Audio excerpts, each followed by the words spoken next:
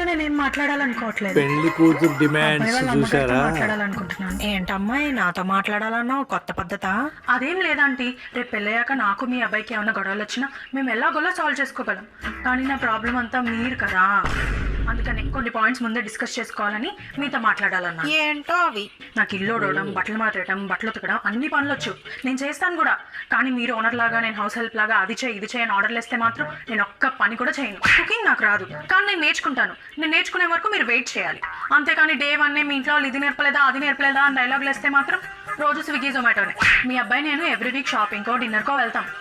చున్నీ వేసుకొని వెళ్ళు, చీర కట్టుకొని వెళ్ళు అని రెస్ట్రిక్షన్స్ పెట్టకూడదు. నేను కూడా వస్తానని అంతకే అనకూడదు. మీ అమ్మాయికి నా గురించి అలాగో చాడీలు చెప్తారు, అది నేను ఆపలేను. కానీ మీ అమ్మాయితో నన్ను కంపేర్ అస్సలకే చేయకూడదు. ఫైనల్గా నేను ఎప్పుడు తినాలో మీరు డిసైడ్ చేయకూడదు. నాకు నచ్చినప్పుడు తింటాను, సోఫాలో హాయిగా కూర్చొని టీవీ చూస్తూ తింటాను, రిమోట్ నా చేతిలో ఉండాలి. ఇవన్నీ మీకు ఓకే అయితే చెప్పండి, నాకు మీ అబ్బాయి డబల్ ఓకే.